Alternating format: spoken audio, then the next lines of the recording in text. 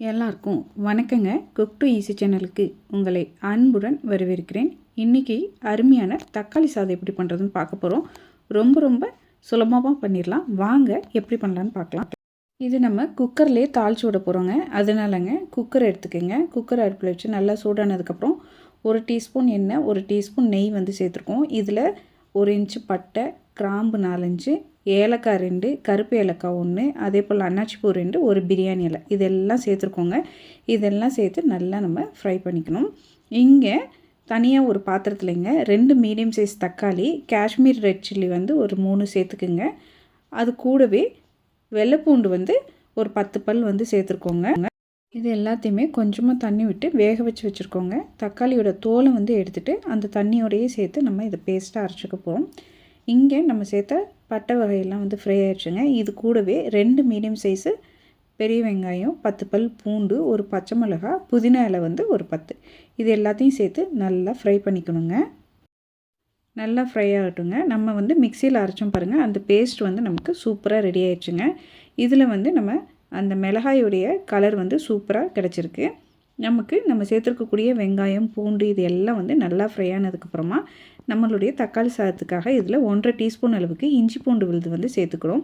அதையும் சேர்த்து நல்லா மிக்ஸ் பண்ணி விட்டுட்டு அதை வந்து ஃப்ரை பண்ணிக்கிங்க. பச்சை வாசனை பூரம் போனதுக்கப்புறமா நம்ம மற்ற பொருட்கள் எல்லாத்தையும் சேர்த்துக்கிறோங்க. இஞ்சி பூண்டு பேஸ்ட்டோட பச்சை வாசனை பூரம் போயிடுச்சுங்க. 3 மீடியம் சைஸ் தக்காளியை சின்னதாக வந்து கட் பண்ணி வச்சுருக்கோம்.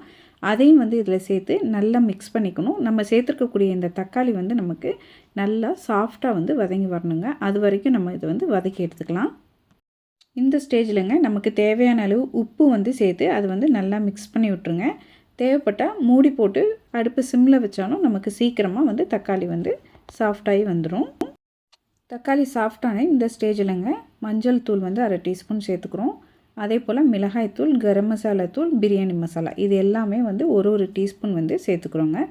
சேர்த்துட்டு நல்லா மிக்ஸ் பண்ணி விட்டுருங்க. இது வந்து மிக்ஸ் பண்ணி இதனுடைய பச்சை வாசனை வந்து போனதுக்கப்புறமா நம்ம ஏற்கனவே அரைச்சி வச்சுருக்கக்கூடிய அந்த தக்காளி பேஸ்ட்டை வந்து இந்த ஸ்டேஜில் வந்து சேர்த்துக்கிறோம். இப்போ வரைக்கும் நம்ம தண்ணி எங்கேயுமே சேர்க்கலைங்க. இந்த தக்காளி பேஸ்ட்டையும் சேர்த்து இது மசாலாவோட நல்லா வந்து நமக்கு குக்காகி வரணும். நம்ம சேர்த்துருக்கக்கூடிய எல்லா மசாலாவும் நல்லா வதங்கி சூப்பராக நமக்கு தக்காளி வந்து தொக்கு மாதிரி கிடச்சிருக்குங்க. இப்போ இந்த ஸ்டேஜில் சாப்பாட்டு அரிசி வந்து 2 கப்பு கழுவிட்டு ஒரு 10 நிமிஷமாக ஊறிட்டுருக்குங்க. அந்த அரிசியை வந்து இதில் வந்து சேர்த்துக்கிறோம். இந்த தக்காளி மிக்சரில் வந்து அரிசியை வந்து நல்லா கலந்துட்டு நம்ம 2 கப் அளவுக்கு அரிசி எடுத்துருக்கோம். அதனால் 4 கப் அளவுக்கு வந்து தண்ணி வந்து இதில் வந்து சேர்த்துக்க போகிறோங்க. சேர்த்து நம்ம வந்து இதை வேக வச்சு எடுத்துக்க போகிறோம். தண்ணி வந்து சேர்த்துங்க. இது வந்து நல்லா கொதி வர விடணும். தண்ணி சேர்த்த உடனே மூடி போட்டக்கூடாது. ஃபஸ்ட்டு கொதி வந்தோடனே ஒரு தடவை இது மாதிரி கலந்து விட்டுருங்க. திரும்பவும் 2வது தடவை வந்து சுற்றி எல்லா பக்கமும் கொதி வரும். இந்த ஸ்டேஜில் நல்லா கலந்து விட்டுட்டுங்க நம்ம வந்து குக்கரை மூடி போட்டு மீடியம் ஃப்ளேமில் வந்து 2 விசில் வச்சு எடுத்துக்கிட்டோம் அப்படின்னு சொன்னோம்னா நமக்கு சூப்பரான தக்காளி சாதம் வந்து ரெடி ஆயிருங்க. 2 விசில் விட்டு நல்லா கம்ப்ளீட்டாக ஆறுனதுக்கப்புறம் திறந்து பார்த்தா சூப்பராக நமக்கு தக்காளி சாதம் பாருங்கள் ரெடி ஆயிடுச்சு. நல்லா கமன்னு வாசனையாக ரெடி ஆகிருக்குங்க. இதை வந்து ஒரு முறை வந்து கிளறி விட்டுட்டு நம்ம சர்விங் பிளேட்டுக்கு வந்து மாற்றிக்கலாம். ரொம்ப டேஸ்ட்டாக இருக்குங்க. கண்டிப்பாக ஒரு முறை நீங்கள் இது மாதிரி ட்ரை பண்ணி பாருங்கள். இங்கே வந்து சாப்பாட்டு அரிசியில் பண்ணியிருக்கோங்க. நீங்கள் இதே மெத்தடில் பாசுமதி அரிசிலையும் பண்ணிக்கலாம். அதே மாதிரி ஜீரக சம்பா அரிசிலையும் பண்ணிக்கலாங்க. டேஸ்ட் அட்டகாசமாக இருக்கும். வாங்க இப்போ சர்விங் பிளேட்டுக்கு மாற்றிக்கலாம்.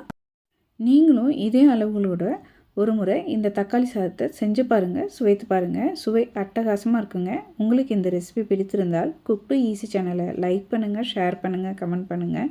மறக்காமல் நம்ம குக் டு ஈஸி சேனலை சப்ஸ்கிரைப் பண்ணிக்கோங்க. எல்லாருக்கும் வணக்கங்க.